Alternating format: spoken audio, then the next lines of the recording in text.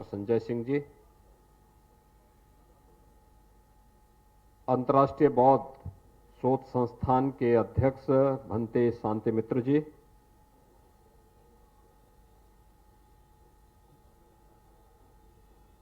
अनुसूचित जाति आयोग के अध्यक्ष डॉक्टर राम बाबू हरीश जी, अनुसूचित जाति वित्त एवं विकास निगम के उपाध्यक्ष श्री विश्वनाथ जी,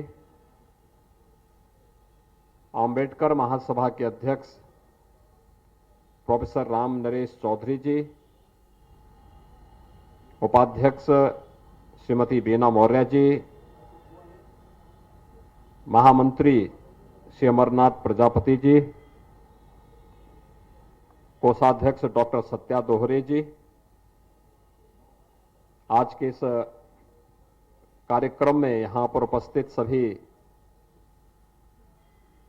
बौद्ध भिक्षुगण, अंबेडकर महासभा से जुड़े हुए सभी पदाधिकारीगण और बाबा साहब भीमराव अंबेडकर के सभी उपस्थित अनुयायी, उपस्थित भाइयों बहनों, बाबा साहब भीमराव अंबेडकर के महापरिनिर्वाण दिवस के अवसर पर मैं प्रदेश शासन की ओर से भारत माता के इस महान सपूत भारत रत्न बाबा साहब डॉक्टर भीमराव अंबेडकर को विनम्र श्रद्धांजलि अर्पित करता हूं। बाबा साहब भीमराव अंबेडकर ने इस देश को एक संविधान दिया। संविधान किसी भी संप्रभु संपन्न राष्ट्र के लिए एक मार्ग निर्देशिका होती है जो पूरे देश को एक व्यवस्थित मूल्यों के साथ आगे बढ़ने के लिए एक प्रेरणा प्रदान करती है। बाबा साहब भीमराव अंबेडकर ने संविधान में जिन बातों को उल्लेख करते हुए इसको बार बार कहा था कि आखिर मेरा आदर्श क्या है, यानी संविधान केवल एक पुस्तिका नहीं, एक ग्रंथ नहीं,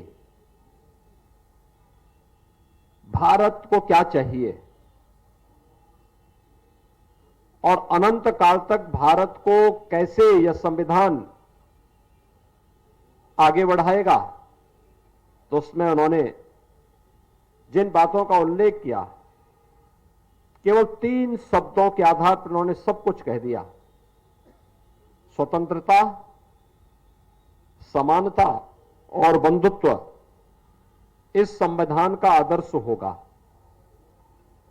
अब याद करिए, भारत के संविधान ने देश को सम विषम परिस्थितियों में कैसे एक नई दिशा दी है। कुछ लोगों ने संविधान का गला घोंटने का प्रयास किया था इमरजेंसी के समय में,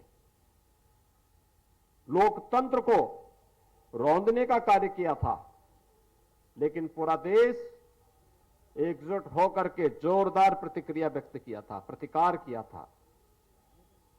और यही नहीं, हम लोग जब इन सब मुद्दों को देकर देखते हैं,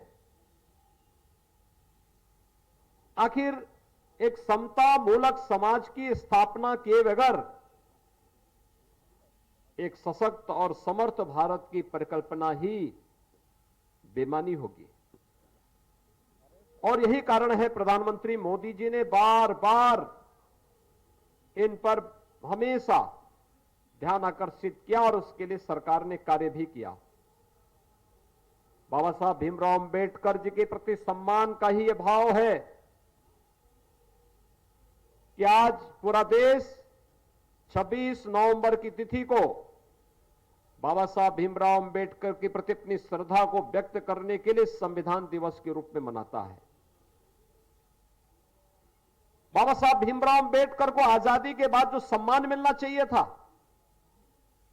पिछली सरकारों ने नहीं दिया। देश के प्रधानमंत्री के रूप में मोदी जी पहले प्रधानमंत्री हैं जिन्होंने इस देश के अंदर बाबा साहब भीमराव अंबेडकर की भावनाओं के अनुरूप भारत के निर्माण के लिए बिना भेदभाव के समाज के प्रत्येक तबके को शासन की कल्याणकारी योजनाओं के साथ जोड़ने का कार्य किया। बाबा साहब भीमराव अंबेडकर के जुड़े हुए 5 प्रमुख स्थलों को पंचतीर्थ के रूप में विकसित किया और मैं अंबेडकर महासभा को इस बात के लिए धन्यवाद दूंगा कि अंबेडकर महासभा जिन बातों को लेकर के दशकों से लड़ रहा था कि लखनऊ में भी बाबा साहब भीमराव अंबेडकर का एक भव्य सांस्कृतिक और केंद्र और स्मारक बनना चाहिए, प्रदेश सरकार ने न केवल उसको अपनी सहमति और स्वीकृति दी बल्कि देश के महामहिम राष्ट्रपति जी के कर कमलों से इस कार्यक्रम का शुभारंभ भी कर दिया है और लखनऊ में ऐशबाग में एक भव्य स्मारक और सांस्कृतिक केंद्र बाबा साहब भीमराव अंबेडकर को समर्पित होने जा रहा है। इस सांस्कृतिक केंद्र और स्मारक में ये केवल एक औपचारिकता नहीं होगी, हम उसमें संविधान की डिबेट भी रखेंगे। हम वहां पर बाबा साहब भीमराव अंबेडकर के साहित्य को रखेंगे, बाबा साहब भीमराव अंबेडकर पर शोध करने वाले शोधार्थियों के लिए स्कॉलरशिप की व्यवस्था करेंगे, उनके रहने की व्यवस्था करेंगे, उनको वहां पर ढेर सारी सुविधाएं देंगे और अंबेडकर महासभा स्मारक समिति के साथ जुड़ेगा और इस कार्यक्रम को तेजी के साथ आगे बढ़ा करके बाबा साहब भीमराव अंबेडकर के आदर्शों के अनुरूप स्वतंत्रता, समानता और बंधुत्व के लक्ष्य को प्राप्त करने के लिए कार्य करेगा। भाइयों बहनों, आज आप देख रहे होंगे जिन बातों को लेकर के अंबेडकर महासभा ने पिछली बार यहां कहा था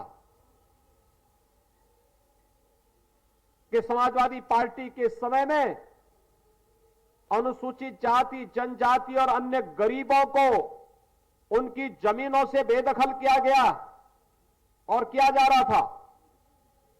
जब 2017 में सरकार बनी थी, हम लोगों ने आने के तत्काल बाद कहा था कि ग्राम पंचायत में जहां पर जिसका मकान बना है उसको वहां पर उस जमीन का कब्जा दिलाएंगे और उस पर वहीं पर उसका मकान बनवाएंगे। हम आभारी हैं प्रधानमंत्री मोदी जी के, जिन्होंने पूरे देश के अंदर प्रधानमंत्री स्वामित्व योजना लागू की है और अब तो घरौनी के माध्यम से भी हर एक व्यक्ति को ग्राम पंचायत की जिस भूमि पर जहां पर उसने अपना मकान या झोपड़ी रख ली है उस मकान और झोपड़ी का अधिकार उसको प्राप्त हो गया है। ड्रोन सर्वे किया जा रहा है, ड्रोन सर्वे के बाद ग्राम पंचायत की खुली बैठक होती है और खुली बैठक के आधार पर यह सुविधा दी जाती है। अब तक उत्तर प्रदेश में 22 लाख परिवारों को ऐसे कब्जे दिए जा चुके हैं। एक बड़ी क्रांति इसके माध्यम से आने जा रही है। स्वामित्व योजना, प्रधानमंत्री स्वामित्व योजना, हर गांव में यह अभियान चलाया जा रहा है। आज अनुसूचित जाति, जनजाति और अति पिछड़ी जाति से जुड़े हुए बच्चों की स्कॉलरशिप समय पर भेजी जा रही है। अब आश्चर्य करेंगे कि वर्तमान सत्र में हम लोग 68 लाख बच्चों को स्कॉलरशिप दे रहे हैं या शुल्क प्रतिपूर्ति देने जा रहे हैं। ये अनुसूचित जाति, जनजाति के बच्चों की स्कॉलरशिप को रोकने का काम किसने किया था? 2016 में समाजवादी पार्टी ने कर दिया था। ये लगातार समाज को बांटने वाले लोग हैं, इनसे आप कोई विशेष उम्मीद मत करिए। ये विभाजनकारी मंशा के साथ देश के संविधान और भारत के उन महापुरुषों का अपमान करेंगे जिन लोगों ने देश के संविधान के निर्माण में योगदान किया, जिन्होंने समाज के रूढ़िगत और विपरीत तमाम उन विसंगतियों को दूर करने के लिए आवाज उठाई। कुछ लोगों को अच्छा नहीं लगता और यही कारण है कि बाबा साहब भीमराव अंबेडकर के बारे में भी पिछली सरकारों में जो गलत टिप्पणियां होती थी, आज वे लोग अपने कृत्यों की सजा स्वयं भी भुगत रहे हैं। लेकिन यह देश बाबा साहब भीमराव अंबेडकर के प्रति कृतज्ञता ज्ञापित करते हुए भारत माता के इस महान सपूत के प्रति सदैव सदैव कृतज्ञता ज्ञापित करेगा। आज 66वें महापरिनिर्वाण दिवस के अवसर पर हम सब भारत माता के इस महान सपूत के प्रति उसी कृतज्ञता को निवेदित करने के लिए यहां पर इस स्मारक समिति के इस कार्यक्रम में यहां पर उपस्थित हुए हैं। मैं एक बार फिर से अंबेडकर महासभा को इस कार्यक्रम के लिए हृदय से साधुवाद देते हुए उन्हें आश्वस्त करता हूं कि बाबा साहब भीमराव अंबेडकर के जिस मिशन को लेकर के अंबेडकर महासभा कार्य कर रही है, प्रदेश सरकार लगातार उन कार्यक्रमों के लिए, उन मूल्यों के लिए कार्य करेगी। आप सबके प्रति मैं हृदय से अपनी शुभकामनाएं देता हूं और बाबा साहब भीमराव अंबेडकर के समाज और राष्ट्र को दिए गए उन बहुमूल्य आदर्शों के प्रति उन्हें विनम्र श्रद्धांजलि अर्पित करते हुए अपनी वाणी को विराम देता हूं। धन्यवाद। जय हिंद।